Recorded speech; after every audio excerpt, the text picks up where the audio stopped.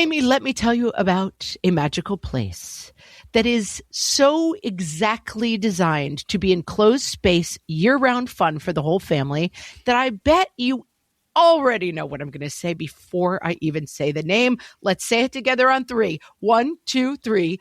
Great Wolf Lodge. You got it, Amy. My kids loved Great Wolf Lodge when we went. You probably already know that it has a huge indoor water park with a wave pool, lazy river, a bunch of massive water slides. But then your pack can hit the other attractions because wait, there's more. Great Wolf Lodge has adventure-packed attractions like Magi Quest, a live-action game kids can play throughout the lodge, plus the Northern Lights Arcade. Spent some quality time there, so your kid who loves the lazy river and your kid who loves fantasy games will both have a great time. Great Wolf Lodge also offers great dining options and complimentary daily events like nightly dance parties, all under one roof. Unpack the car once and you're settled in to have fun. And with 22 lodges across the country, you're always a short drive away from adventure.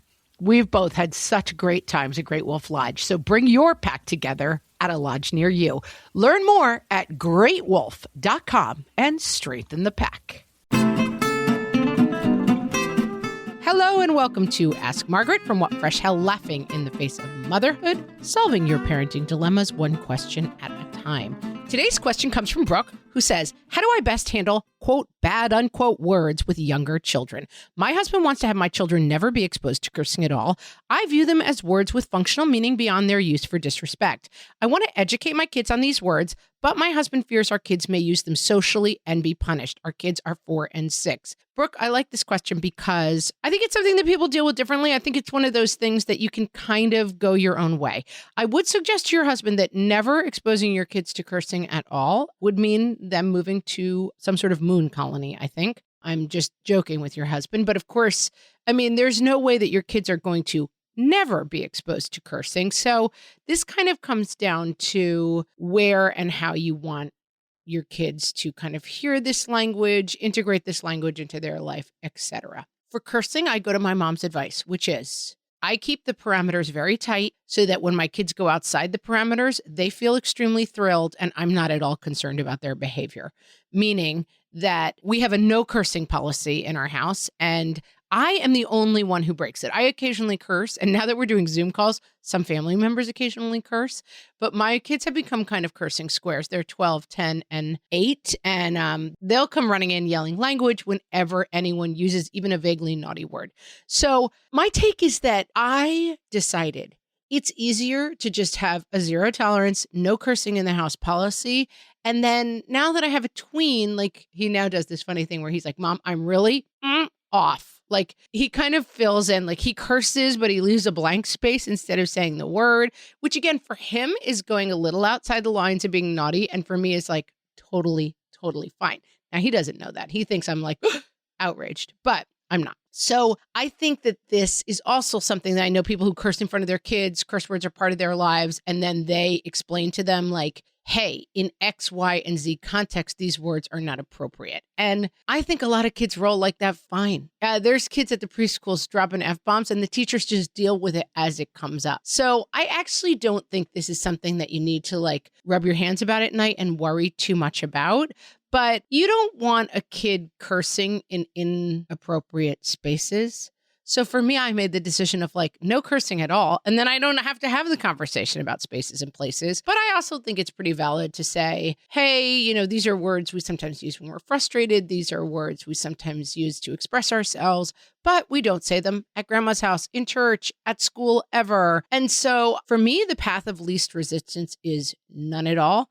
But if you want to find a little, you know, zhuzh in that and then tell your kids where and when they're allowed to use them, it's fine. One thing is your kids will bring these words home. And so if you are upset by the idea of your kids cursing, which it sounds like you're not, but maybe someone who's listening is, then you've got to start to watch your reaction to it. So I would avoid when you hear curses in your house, really overreacting, right? This can be a huge Jack in the Box moment. The kid drops something, F-bomb comes out, and then you're like, we don't use that language, blah, blah, blah, blah.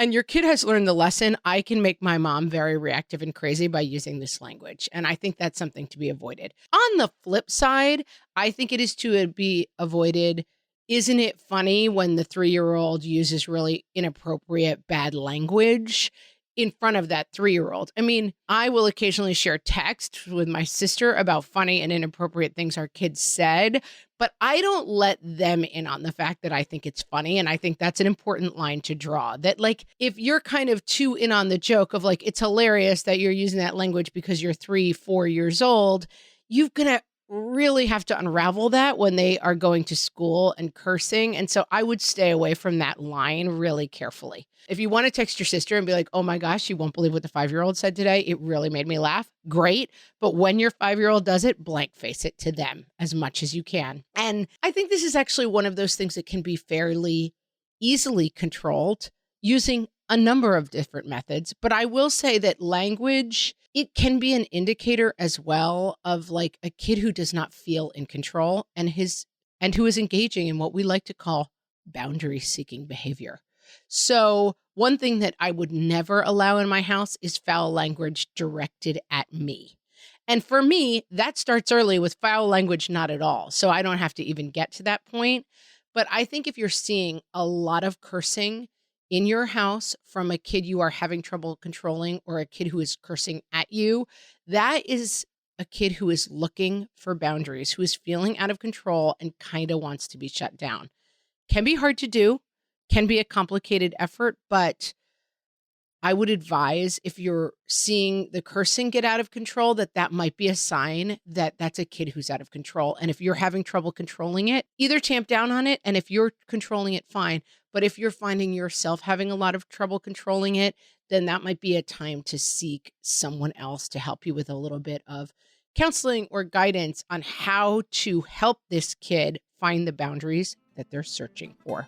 Brooke, I hope that helps. If you have a question for myself or Amy, you can send them to questions@whatfreshhellpodcast.com or ask them on our Facebook page or group, and you might hear your question answered on an upcoming episode. Thanks for listening.